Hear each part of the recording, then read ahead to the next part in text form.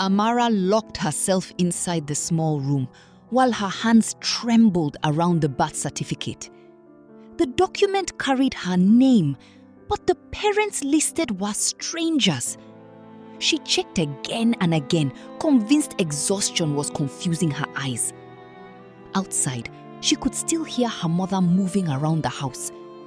That woman had carried her on her back, fed her the last spoon of food during hungry nights, and cried when she left. So how could she not be her mother? Questions attacked her from every direction until anger won again. She marched outside with the document. Ngozi saw the paper and immediately turned pale. Toby froze beside her. "Tell me now," Amara shouted. "Who am I?" Neighbors passing outside slowed down, sensing drama. Ngozi's lips shook, but no words came out. Finally, she whispered, "Not here." That answer only made Amara more furious. 15 years of lies had already stolen enough from her. She refused silence again. But before Ngozi could speak, someone knocked loudly on the gate. Standing outside was Auntie Bose. Auntie Boss walked in confidently, carrying the same sharp expression Amara remembered from childhood. Age had changed her face, but not her arrogance.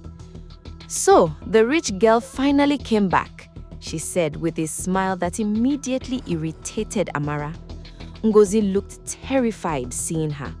Toby quietly stepped backward. The atmosphere shifted instantly. Amara noticed something she had never seen before. Her mother seemed afraid of Auntie Boss. Without warning, Amara threw the letters onto the floor. "Why did you hide these?" she demanded. Auntie Boss laughed softly. "Because children don't need complicated truths." The answer exploded something inside Amara. Years of suffering flashed before her eyes. She moved closer. "You kept me like a servant." Auntie Boss's smile disappeared. "And who paid for your survival?" she snapped back. Then she looked directly at Ngozi and said words nobody expected. "Tell her what happened that night at the hospital, or I will." Ngozi finally broke down completely. Through tears, she explained how doctors demanded immediate payment or Toby's surgery would be delayed. She borrowed money everywhere. Nobody helped. Then Auntie Bosse offered money under one condition. Amara would stay with her temporarily. Ngozi accepted because she believed it would only last months. But once Amara moved in, Auntie Bosse refused access, changed phone numbers, and repeatedly lied that Amara didn't want contact. Amara wanted to scream. Every year of hatred suddenly had nowhere to go. Yet, one question remained. She asked, "Why didn't you go to the police?" Ngozi lowered her eyes. "Because Bose knew something about you." The room went quiet again. Auntie Bose crossed her arms confidently. "She still doesn't know, does she?" she asked. Amara slowly turned toward her. "What?" 26 years earlier, heavy rain flooded roads across town. Ngozi had just lost her own newborn daughter during childbirth complications. On the same night, another accident happened nearby. A wealthy couple's car crashed while traveling with their baby. According to Ngozi, chaos filled the hospital. Nurses ran everywhere. Families cried loudly. Somewhere inside that confusion, a baby disappeared. Ngozi confessed she found Amara abandoned temporarily while emergency workers moved victims. Hours passed without anyone returning. She waited days. Nobody came. She was broken from losing her own child and convinced herself fate had brought another one.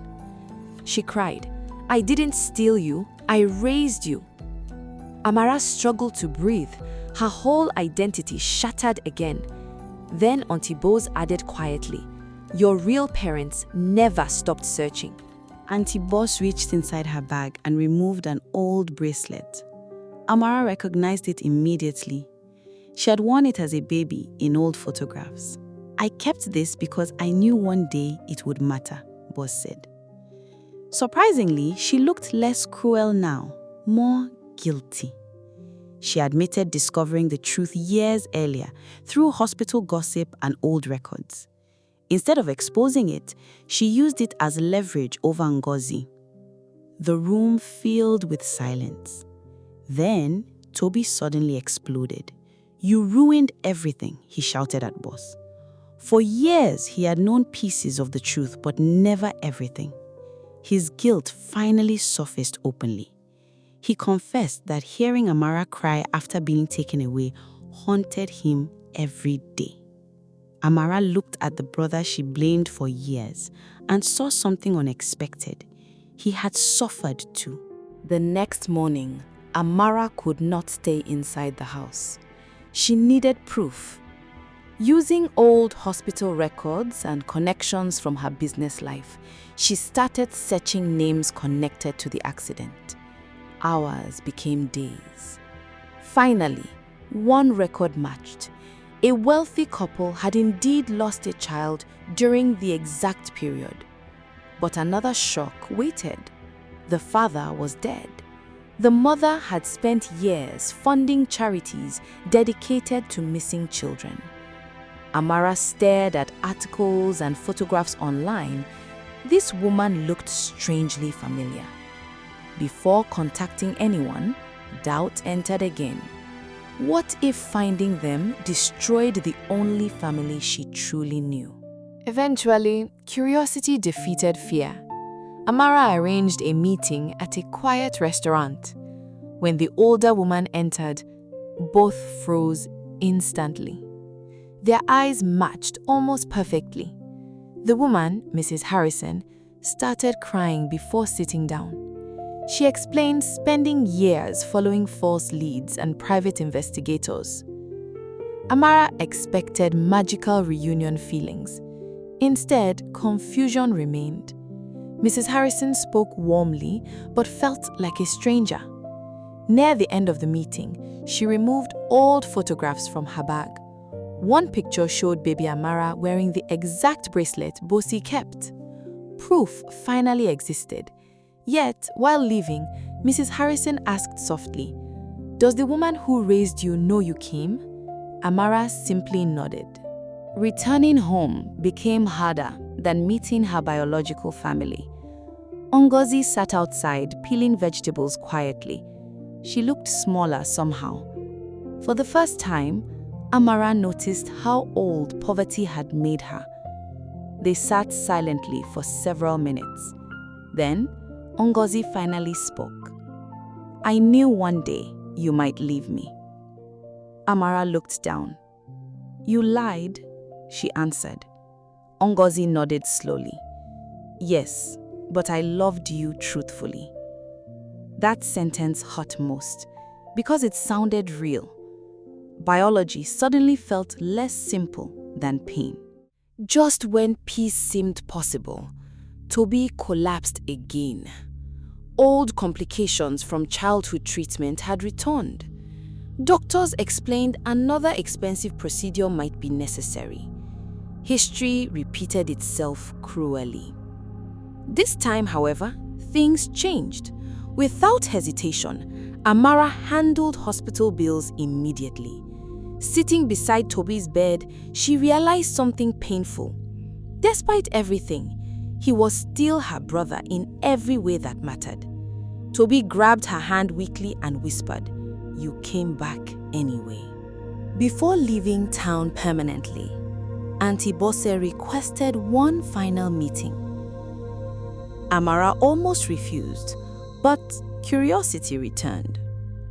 Bosse admitted jealousy motivated much of her cruelty. She never had children and resented how much love Ngozi gave Amara. Then she revealed another secret. "Your mother visited more than 30 times, she said quietly, even when she had no transport money." Amara looked away immediately because tears were already forming. Some truths arrived too late. Weeks later, Mrs. Harrison offered Amara opportunities abroad, inheritance access, and a connection to a world she never knew existed.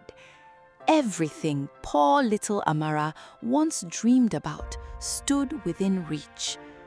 Yet during a family dinner with Ngozi and Toby laughing over burnt rice, Amara understood something important. Blood explained origins. Love explained survival. She decided she would not choose one family over another. She would build space for both.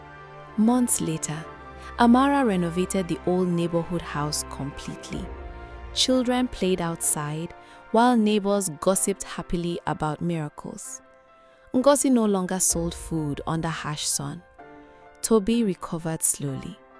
Life finally felt lighter. One evening, while watching sunset from the balcony, Ngozi quietly asked, "Have you forgiven me?" Amara stayed silent briefly before holding her hand. "You didn't sell me," she said softly. "You lost me." Ngozi cried immediately, and for the first time in 15 years, Amara allowed herself to cry too. Not from abandonment, but because sometimes love survives even after betrayal.